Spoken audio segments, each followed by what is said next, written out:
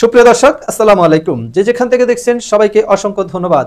বাংলাদেশের ইতিহাসে আজকে একটি ঐতিহাসিক দিন। 2024 সালের জুলাই আগস্টে যে গণহত্যা সংঘটিত হয়েছে, সেই গণহত্যার দায়ে বিগত সরকারের প্রধানমন্ত্রী শেখ হাসিনাকে মৃত্যুদণ্ড দিয়েছে আন্তর্জাতিক অপরাধ ট্রাইব্যুনাল। আন্তর্জাতিক অপরাধ ট্রাইব্যুনাল প্রমাণ করেছে যে জুলাইয়ের যে গণহত্যা হয়েছে, সেই গণহত্যা শেখ হাসিনার নির্দেশে হয়েছে। এটার সম্পূর্ণ মাস্টার মাইন্ড ছিল শেখ হাসিনা।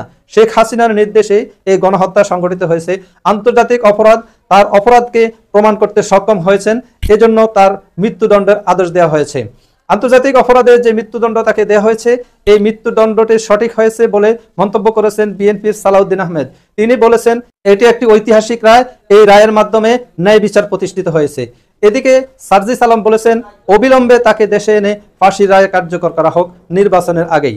অন্যদিকে ডাকসু বিপি সাদিক কায়েমও সে কথা বলেছেন, এটি হচ্ছে এই বিজয় জুলাইয়ের বিজয়, এই বিজয় গণহত্যার বিরুদ্ধে বিজয়। তাহলে আমরা দেখব ওনাদের যে মন্তব্যগুলি ওনারা দিয়েছেন, আমরা এক এক করে সেই মন্তব্যগুলো শুনে আসব। আন্তর্জাতিক অপরাধ ট্রাইব্যুনাল আদালতে আজকে একটা ন্যায় বিচার প্রতিষ্ঠা হয়েছে। বাংলাদেশের ইতিহাসে একটি ঐতিহাসিক দিন। আজকে বাংলাদেশে গত 16 বছরে যে ফেসিবাদ কায়েম করেছিল, জুলাই বিপ্লবে যে আমাদের 2000 ভাই বোনকে শহীদ করেছিল, 40,000 ভাই বোনকে গাজী করেছে, হেলিকপ্টার থেকে গুলি করে আমাদের শহীদ আনাস, শহীদ তাহমিদ থেকে শুরু করে হাজার হাজার আমাদের ভাই বোনদেরকে শহীদ করেছে, সেই খুনে হাসিনার আজকে মৃত্যুদণ্ড ঘোষিত হয়েছে। এই রায়ের মাধ্যমে আজকে জুলাই বিজয় হয়েছে।